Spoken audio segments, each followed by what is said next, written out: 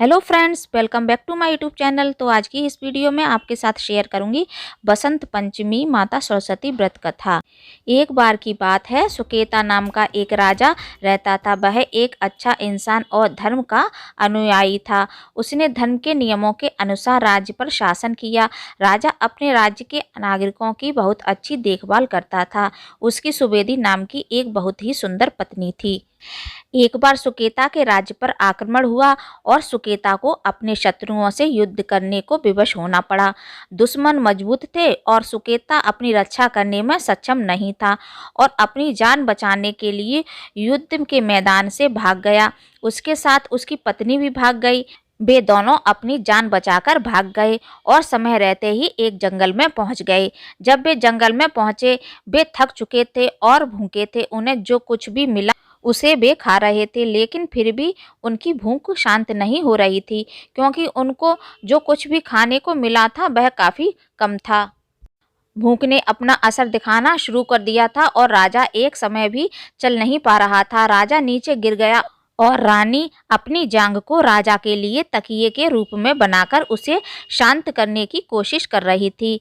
वह बहुत चिंतित थी और उसने भगवान से कुछ मदद की प्रार्थना की, जिससे उनको चिंताओं और दर्द से छुटकारा मिल सके।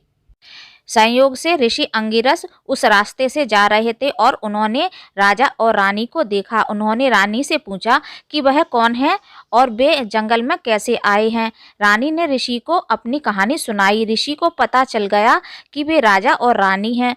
फिर उन्होंने रानी से कहा कि पास में ही पंचवटी तालाब के पास दुर्गा क्षेत्र नामक एक जगह है। उन्होंने रानी को पूरी भक्ति के साथ देवी की पूजा करने की सलाह दी। ऋषि ने रानी और राजा को साथ चलने के लिए कहा। वे दोनों ऋषि के साथ उस स्थान पर चले गए। ऋषि ने राजा और रानी से पवित्र तालाब में स्नान करने को कहा।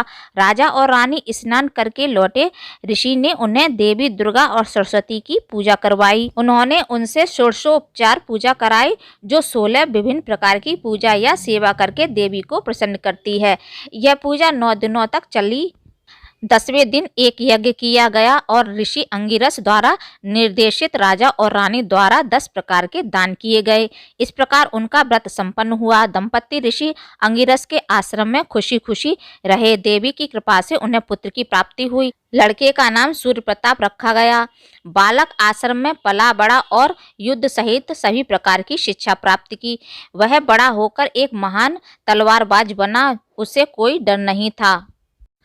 लड़का एक युवा योद्धा बना और अंगिरस ऋषि के आशीर्वाद से उन शत्रुओं पर हमला किया जो अब उसके पिता के राज्य का शासन कर रहे थे।